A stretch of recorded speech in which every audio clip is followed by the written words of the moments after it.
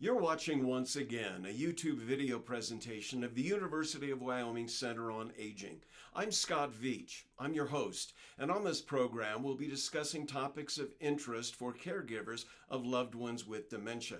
We hope that you will subscribe to the channel and you'll hit that thumbs up like button.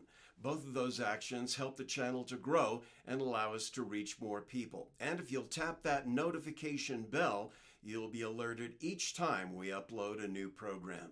And now, this is Once Again.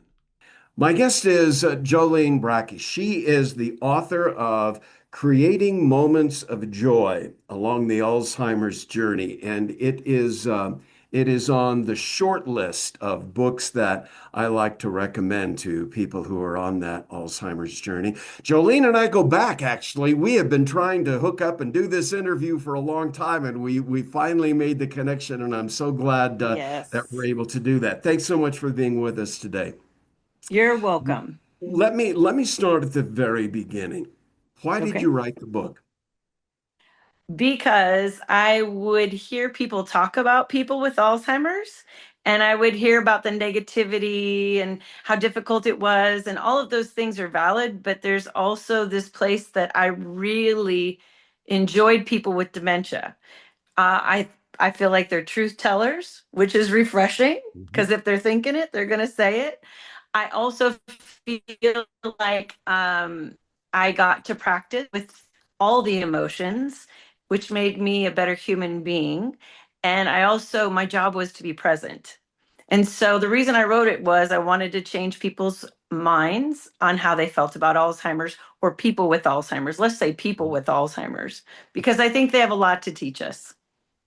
Do you have any family background, anything like that associated with the care? Um, Not particularly in the beginning.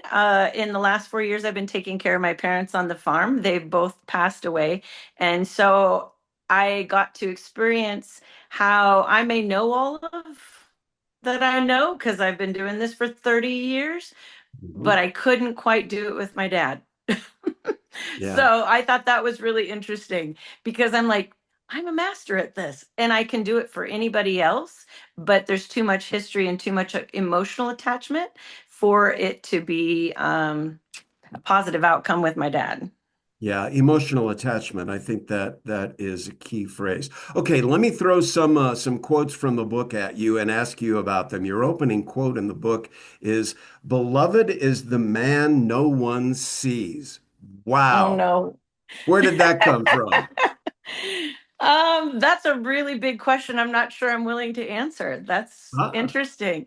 But the person who helped me write the last edition, and I just needed some assistance because when you write something that big, I needed support and I also needed an editor and I needed someone to just, I don't even know, I needed help because it was a big endeavor. So that's where that came from. Well, I think you can also relate it to the caregiver because no one sees the caregiver. That's where I thought it was coming from. Oh, love that. No one sees the caregiver. Yeah, Love that because yeah, that's what I experienced even with taking care of my parents. I was like, I know how to do this, and yet my siblings don't think I should be here. And I wrote the book on it, and I yeah. know that I'm the one who's best for this job, but they could not see me as the person to say, "Hey, what do you think about this?" Or should I do that? They were literally like questioning my every move. And I'm like, are you kidding me? Nobody sees the caregiver. And all that I was doing, they were literally just basically questioning what I was doing from my Yep. perspective. Yep, been there too. In your acknowledgments and several places in the book, you refer to them as nutty caregivers. I've been in Yeah. this for about 20 years and I hadn't heard that expression before, but in a way, yeah. What did you mean by nutty caregivers? Nutty caregivers is so along the way, I have met people, I'm like, you look at them and you just kind of go, huh, that actually would work. But you Yeah, can't come up to it on your own.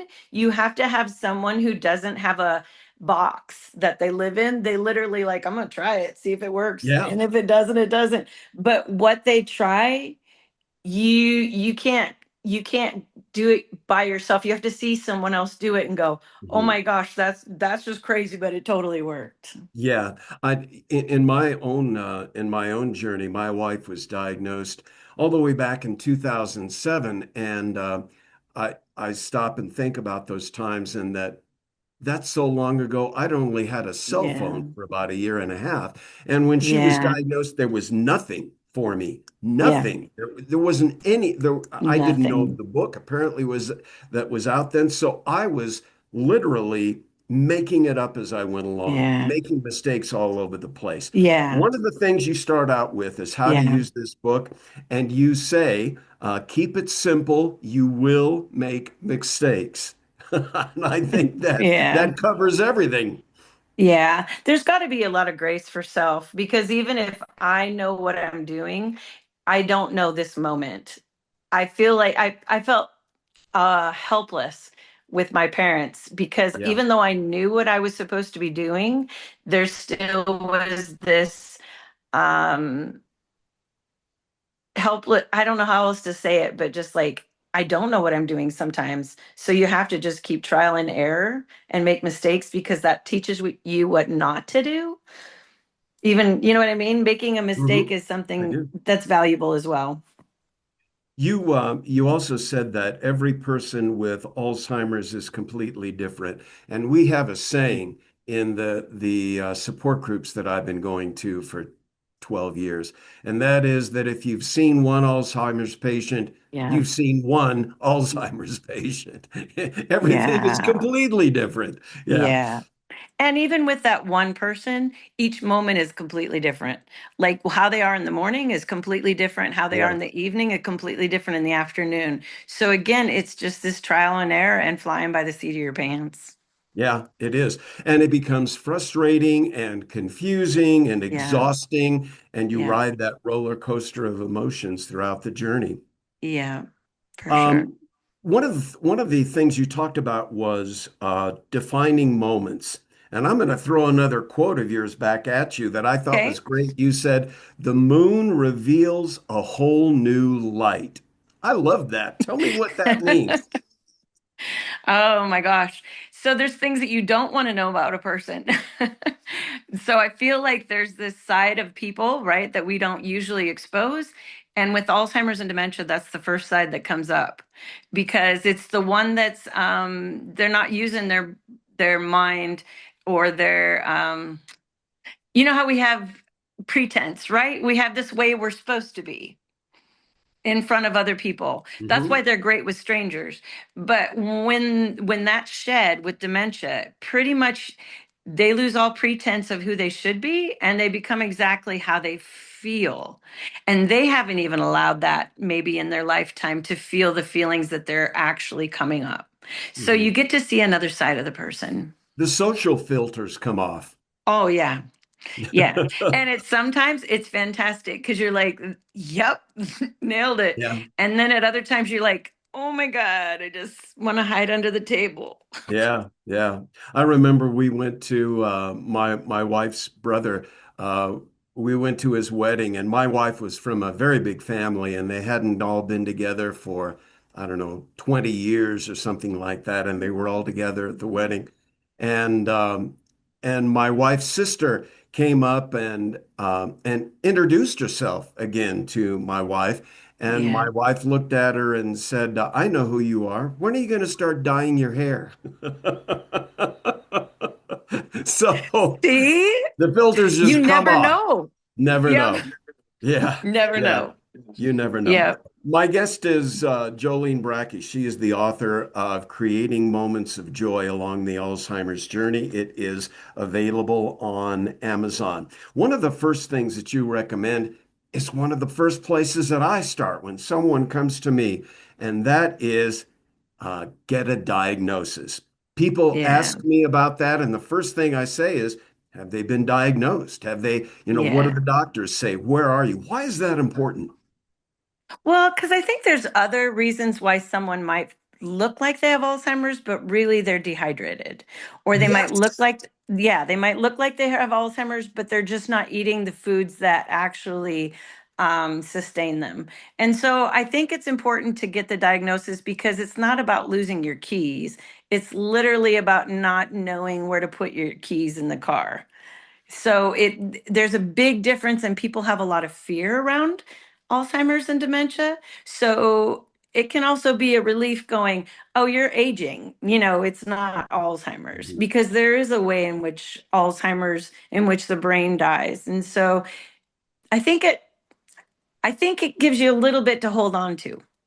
Yeah. A little bit to Um, hold on to. and here again is one of the areas where I have stories along those lines. My wife and I had been out with friends for an evening. We came home and walked from the garage into the kitchen, and she put her purse in the freezer. And I found her Yeah. keys in the microwave, and she was watering her Yeah. house plants with the coffee pot. She had always Yeah. done the family finances and was making mistakes there. And Yeah.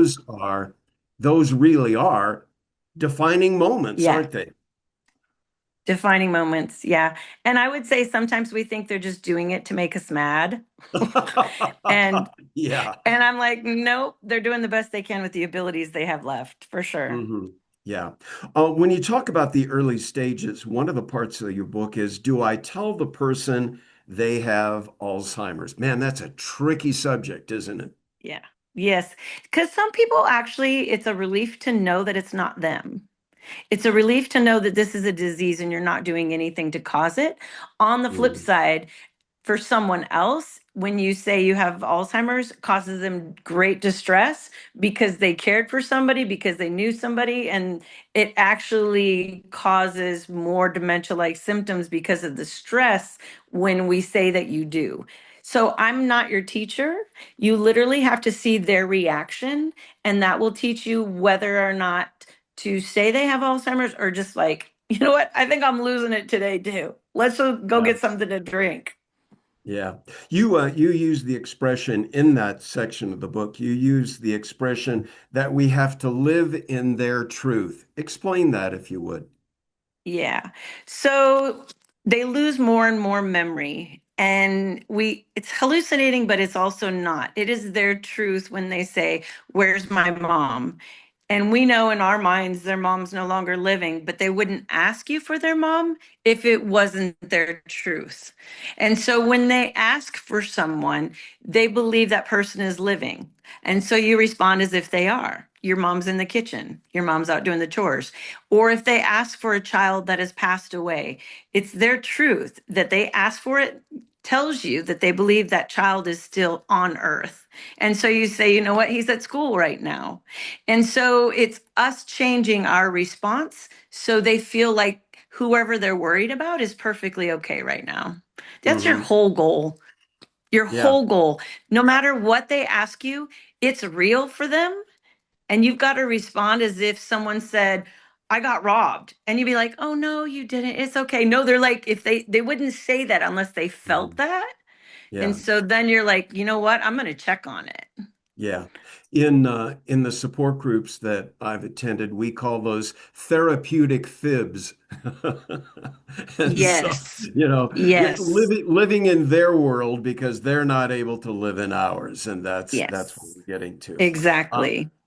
our And all guest they do is is they know how you made them feel. I was just Yeah. going to say they know how Yes. you make them Yes. feel. Yeah. Yes, that's so true. Our guest is Jolene Brackey. She is the author of Creating Moments of Joy Along the Alzheimer's Journey. It is available on Amazon. I have to tell you, I have like 5 pages of notes, and we only have gotten through one page in this part one section. So that means that you have to stick around for part two so you can hear what she has to say. And we will do that on the next edition of Once Again. You've been watching Once Again, a YouTube video presentation of the University of Wyoming Center on Aging. We hope, if you haven't done so already, that you'll subscribe to the channel and hit that thumbs up like button. Both of those actions help the channel to grow and allow us to reach more people. And if you'll tap that notification bell, you'll be alerted each time we upload a new video. Thanks so much for being with us. I'm Scott Veach. We'll see you again next time.